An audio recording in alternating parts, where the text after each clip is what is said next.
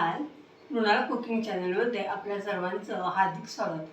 Ashadhi Ekadashi special या भागामध्ये मी आज करते आहे फराळी मिसळ. आणि मिसळ म्हटलं की त्याच्याबरोबर चहा आलाच, पण मी इथं आज करणार आहे आयुर्वेदिक चहा कषाय.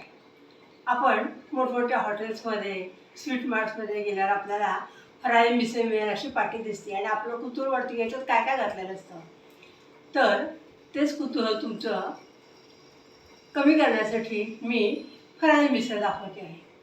बटाट्याचा गोड चिवडा, साबुदाण्याचा चिवडा आणि बटाट्याचा तिखट चिवडा असे 3 प्रकारचे चिवडे मी घेतले आहेत. आता ह्याचा अल्टरनेट मी तुम्हाला पुढं सांगणार आहे, त्यामुळं व्हिडिओ स्किप न करता पूर्ण बघा. इथं शेंगदाणे आणखीन थोडासा साबुदाणा मी शिजून घेतलेला आहे.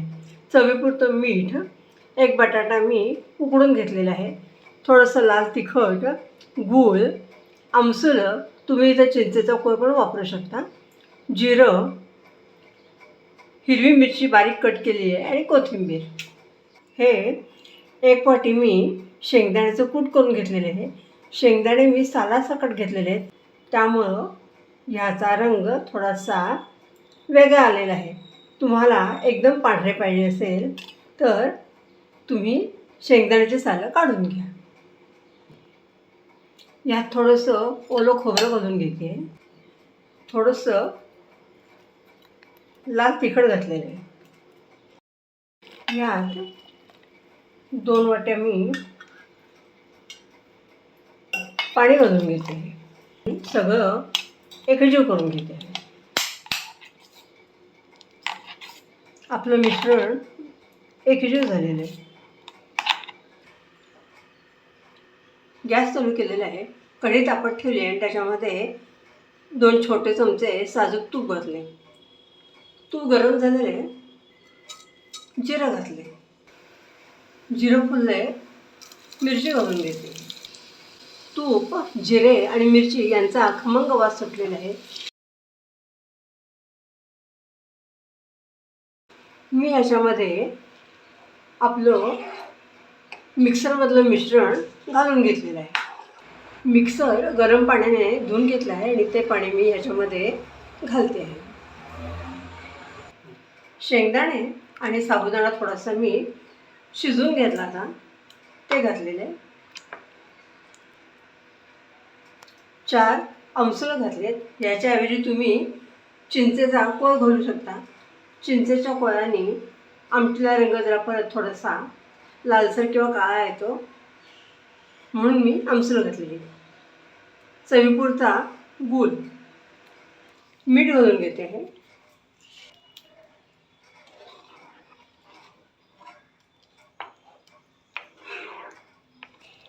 एक बटाटा मी हातानेच कुस्करून घातला आहे. तुम्हाला ह्याच्यामध्ये पाहिजे असेल तर रताळ्याच्या फोडी पण घालू शकता. थोडी कोथिंबीर घालते आहे, मी उपासाला कोथिंबीर खाते. मिसळीचा जो रस्सा असतो ना, आता आपल्या इथं फराळी मिसळ आहे त्यामुळे आपण इथं दाण्याची आमटी केली आहे, तुम्ही इथं बटाट्याचा रस्सा पण करू शकता. आता ही दाण्याची आमटी आपली चांगली उकळू दे. उकळल्यावर परत ती थोडीशी घट्ट होणार आहे. आपल्याला ती परत पातळ करायची असेल तर त्याच्यामध्ये गरम पाणी घालायचं. चहासाठी मी 1.5 कप आधण ठेवले, त्याच्यामध्ये 1 चमचा मी घरी केलेली कषाय या आयुर्वेदिक चहाची पावडर घातलेली आहे.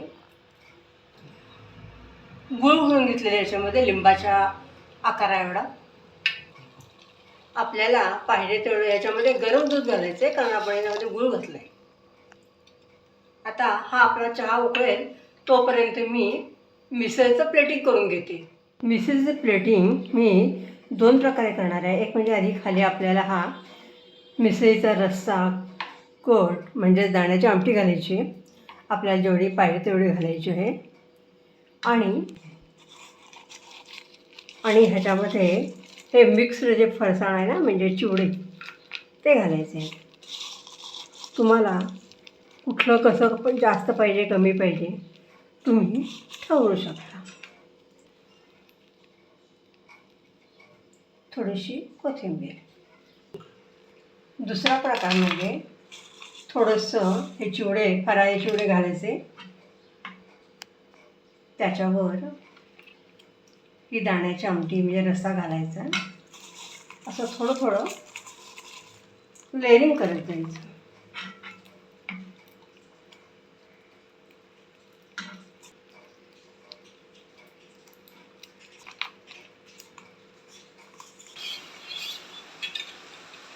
आपला आयुर्वेदिक चहा कषाय तयार आहे.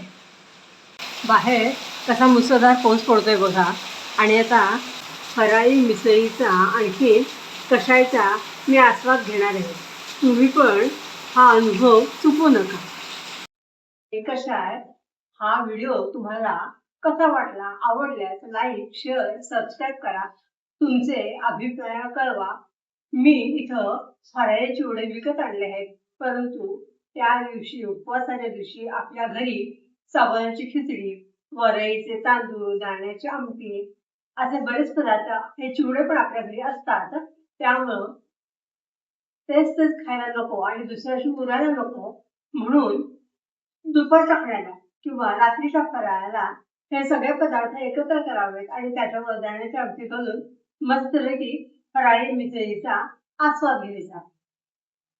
अशाच नवनवीन रेसिपी घेऊन मी येणारच आहे. तोपर्यंत स्वस्त राहा, आनंदी राहा.